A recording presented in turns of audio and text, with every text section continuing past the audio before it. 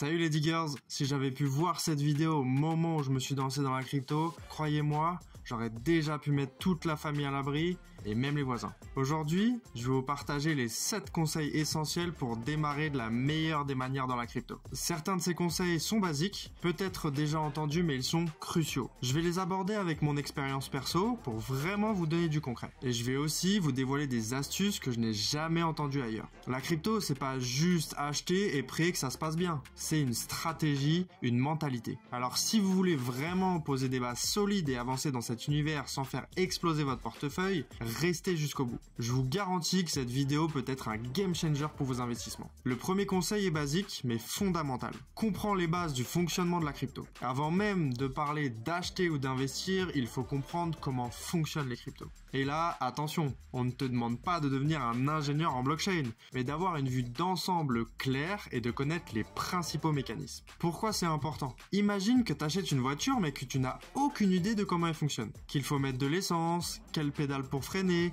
ou même à quoi sert le volant. Résultat, au mieux tu n'arrives pas à démarrer, au pire, je ne donnerai pas les détails. Bah c'est pareil avec la crypto. Si tu ne connais pas les bases, tu risques de te faire arnaquer par des projets qui profitent de ton ignorance et donc de perdre ton argent. Pas de panique, si l'univers des cryptos te semble flou mais que tu as envie de comprendre, j'ai des vidéos sur ma chaîne qui expliquent simplement certains concepts de base. Et si tu veux vraiment t'y mettre, j'ai fait une formation complète pour te lancer de la meilleure des façons. Elle est dispo dans mon canal Discord, le lien est dans la description de la vidéo juste en dessous. Donc une fois que tu as compris les bases, chaque projet dans lequel tu investis mérite un minimum d'analyse. À quoi sert le projet? Quelle est son utilité? Par exemple, le projet VitaDAO, savoir que c'est une organisation dédiée au financement et à l'avancement de la recherche sur la longévité. En gros, c'est un projet qui cherche à prolonger notre durée de vie en bonne santé. Après, on peut continuer d'approfondir. Qui sont les membres de l'équipe par exemple? Est-ce qu'ils sont expérimentés? Etc.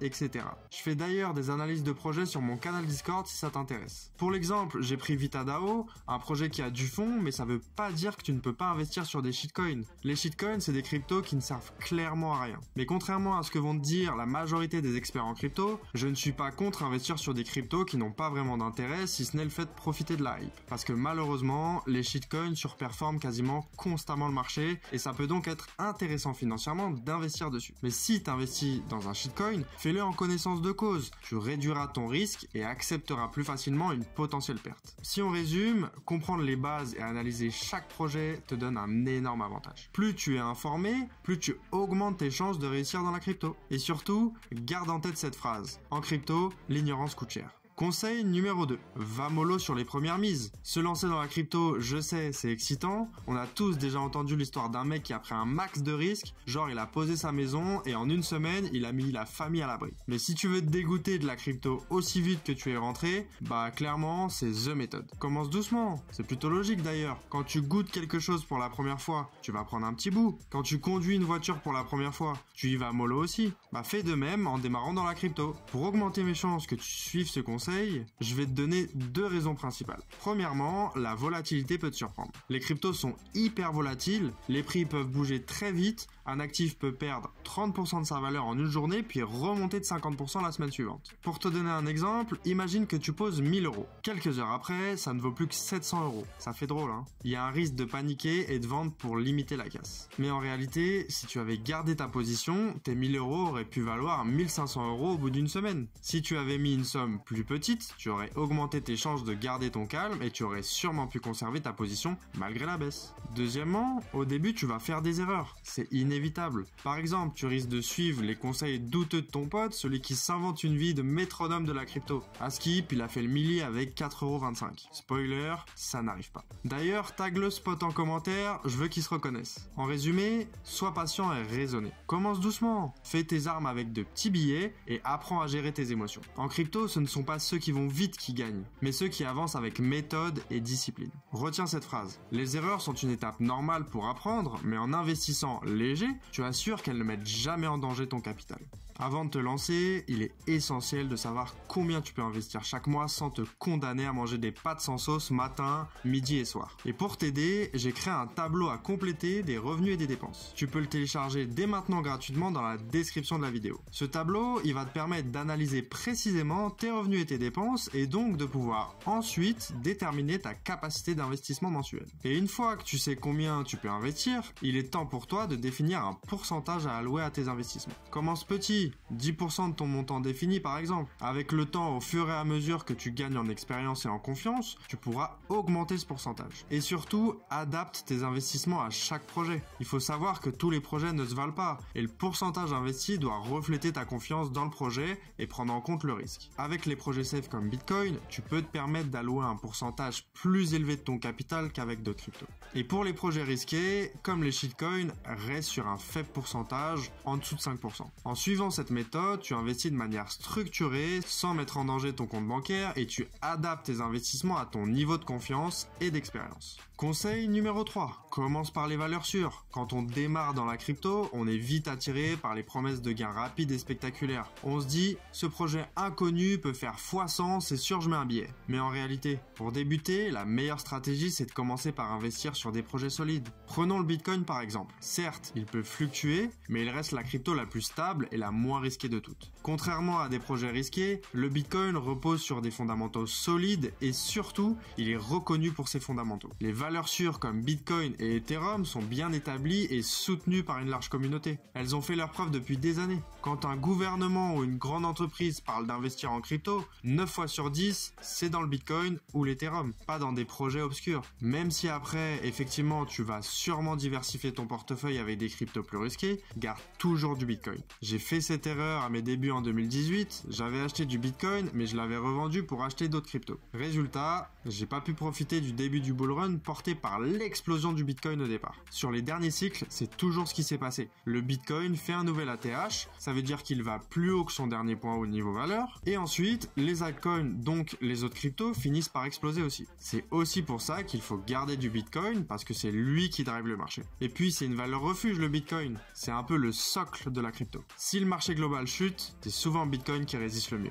Et puis l'argument sur sa rareté, c'est un atout pour qu'il conserve de la valeur et qu'il ne vaille jamais zéro. Vous le savez déjà sûrement, mais il n'y aura jamais plus de 21 millions de Bitcoin en circulation. Attention aux valeurs sûres du moment. Beaucoup de projets aiment se présenter comme le nouveau Bitcoin ou le prochain Ethereum, mais une vraie valeur sûre, ça ne se décrète pas. Elle se prouve sur plusieurs années. En 2017, le marché était plein de projets soi-disant révolutionnaires. Aujourd'hui, 95% ont disparu, tandis que Bitcoin et Ethereum sont toujours là. Donc commence par mettre au moins 50% de ton capital investi sur ces valeurs sûres. En résumé, miser sur les valeurs sûres, c'est construire des fondations solides pour ton portefeuille. Ces cryptos vont te donner la stabilité nécessaire pour explorer d'autres opportunités sans tout risquer. Retiens cette phrase. Avant de chercher à faire x100, assure-toi d'avoir une base pour au moins être gagnant. Conseil numéro 4. L'analyse fondamentale, c'est bien, mais n'oublie pas le prix. Beaucoup d'investisseurs se concentrent uniquement sur l'analyse fondamentale pour choisir un projet. Quelle est sa technologie? Quelle équipe est derrière? Quel problème résout-il? Alors oui, c'est important, mais ça ne suffit pas. Pour réussir en crypto, il faut aussi savoir si le prix auquel tu achètes est intéressant. Même le meilleur projet du monde peut venir une mauvaise opportunité si tu entres au mauvais moment. Pourquoi le prix d'achat est crucial? Un projet génial peut être surévalué. Si tu achètes une crypto au sommet de son prix, même si le projet est excellent avec une superbe innovation, tu risques de subir une perte latente pendant un bon moment quand le marché va corriger sur la surévaluation de son prix. Imaginons que tu achètes une crypto juste après une énorme hausse. Son prix est de 100 €.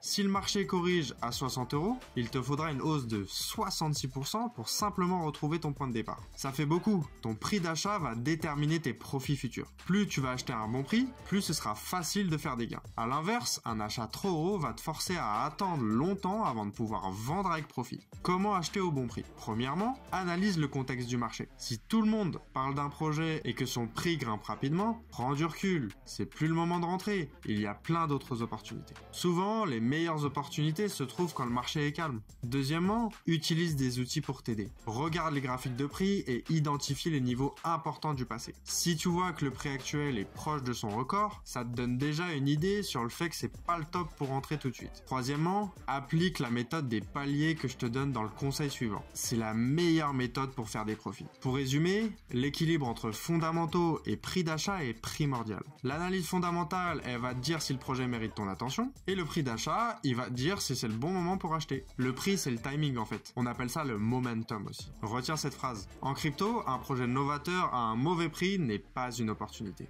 Conseil numéro 6. Répartis tes investissements sur plusieurs comptes. Attends, il manque pas le 5e conseil là? Bon, tant pis. On enchaîne. Conseil numéro 6. Répartis tes investissements sur plusieurs comptes. Tu la connais cette fameuse phrase, ne mets pas tous tes œufs dans le même panier. Si tu laisses tout ton capital sur une seule et même plateforme, tu prends un risque de tout perdre. Et je parle en connaissance de cause. Malheureusement, quand la plateforme FTX s'est effondrée, j'avais une partie de mes fonds dessus pour faire tourner une stratégie algorithmique de trading. Fort heureusement, j'avais suivi cette règle de base et je n'avais pas tous mes fonds dessus. FTX avait des assurances, je vais donc me faire rembourser. Mais c'est loin d'être une garantie dans ce genre de cas et ça fait quand même plus de 2 ans que c'est arrivé. Pour te protéger des pannes ou des effondrements, les plateformes centralisées comme Binance ou Kraken sont pratiques, mais elles ne te donnent pas un contrôle total sur tes cryptos. En cas de problème comme avec FTX, tes fonds peuvent être perdus. Ou moins grave mais chiant quand même, la plateforme peut geler ton compte temporairement pour des raisons administratives ou techniques. Et là, si c'est ton seul compte, bah t'es bloqué, tu n'as plus le contrôle. Il est important de rapidement aussi savoir utiliser les plateformes décentralisées. Contrairement aux plateformes centralisées, un portefeuille décentralisé te donne un contrôle total sur tes cryptos. Avec un CEX, la dénomination de plateforme centralisée, tu confies tes cryptos à une plateforme qui les gère pour toi. En fait, c'est comme une banque. Avec un DEX, dénomination de plateforme décentralisée, t'es le seul à avoir accès à tes fonds grâce à ta clé privée. Aucun risque qu'une plateforme fasse faillite ou bloque ton argent. Mais attention, la contrepartie, c'est que si tu perds ta clé privée, tu perds l'accès à tes cryptos et personne ne pourra t'aider à la récupérer. Tu peux utiliser plusieurs plateformes fiables, choisis au moins 2 ou 3 plateformes réputées comme Binance ou Kraken. Répartis tes fonds pour réduire ton risque en cas de problème sur l'une d'elles. Et en plus de ça, ajoute un portefeuille décentralisé, comme MetaMask par exemple, pour profiter d'un contrôle total sur tes fonds. Et à l'avenir, achète un cold wallet comme une clé Ledger pour sécuriser l'équivalent de ton mot de passe hors ligne. Je te donne un exemple de répartition. 50% sur des plateformes centralisées, 30% dans un portefeuille décentralisé pour plus de sécurité, et les 20% restants dans un cold wallet pour du stockage hors ligne où tu pourras sécuriser tes cryptos safe que tu ne vas pas trop toucher comme Bitcoin et Ethereum par exemple. Retiens cette phrase. Répartir tes fonds, c'est aussi profiter pleinement de l'intérêt de la crypto. Être au maximum maître de ton argent. Conseil numéro 7. Garde ton plan et sois patient. La crypto, c'est fascinant, excitant et parfois stressant. Le prix explose un jour et s'effondre le lendemain. Ce chaos peut effectivement te pousser à agir sur un coup de tête, mais ceux qui réussissent en crypto, c'est ceux qui gardent le plan et savent être patients. Le marché est imprévisible. Sur les marchés financiers et encore plus en crypto, personne ne peut prévoir ce qui va se passer. Ton plan, il va te permettre de rester aligné avec tes objectifs et la patience paie sur le long terme. Faut pas oublier que les projets solides prennent du temps à se développer. C'est pas parce que le prix va pas monter immédiatement que ton investissement est un échec. Regarde Bitcoin. En 2021, il a atteint quasiment 70 000 $. Beaucoup ont vendu à perte lorsqu'il est redescendu jusqu'à 16 000 $. Et ceux qui ont attendu quelques années l'ont vu dépasser les 70 000 $. Un plan va te permettre d'éviter les décisions émotionnelles. Sans plan, tu vas être à la merci de tes émotions. La peur de perdre, envie de gagner plus ou encore le fameux FOMO, Fear of Missing Out. C'est la peur de rater une opportunité quand le prix commence à monter et que tu n'as pas encore investi dessus. Avec un plan clair, tu sais quoi faire et quand le faire. Une fois que tu auras défini ton plan, notamment à partir des conseils précédents qu'on vient d'évoquer, il faut le respecter. Et tu vas me dire, comment respecter son plan? Primo, oublie pas de bien automatiser tes actions avec les ordres limites. Ça va te permettre de ne pas avoir besoin de surveiller le marché en continu. Ton plan travaille pour toi, on en a justement parlé dans le conseil numéro 5. Secondo, ne vérifie pas ton portefeuille toutes les 5 minutes. Regarder sans arrêt les fluctuations des prix peut te faire paniquer et douter de ton plan. Donc facilite-toi la tâche, fixe-toi une règle. Consulte tes positions une fois par jour ou seulement au moment où tu as prévu de prendre des décisions. Et tertio, ne te compare pas aux autres. En crypto, tout le monde a plus ou moins sa stratégie. Ce qui marche pour quelqu'un ne va pas forcément te correspondre. Nous avons chacun notre stratégie et c'est important que notre stratégie soit adaptée à notre personnalité pour pouvoir la respecter et être à l'aise avec les actions que l'on va mettre en place. Concentre-toi uniquement sur ce que tu as défini et ignore le reste. Et puis il y a aussi un monde parallèle en général entre ce que disent les gens et ce qu'ils font. Suivre son plan, c'est faire confiance à sa stratégie et ne pas laisser le marché dicter tes décisions. Et voilà les diggers, on a évoqué les 7 conseils les plus importants selon moi pour bien démarrer dans la crypto. Allez, je vous les résume rapidement. Comprenez les bases, la crypto c'est pas un casino. Connaître le fonctionnement des projets et de la blockchain est votre première arme. Allez mollo sur les premières mises, investissez petit au début pour apprendre. Commencez par les valeurs sûres, Bitcoin et Ethereum sont des bases solides pour construire son portefeuille. L'analyse fondamentale c'est bien, mais n'oubliez pas le prix. Même le meilleur projet peut être une mauvaise affaire si vous achetez trop cher.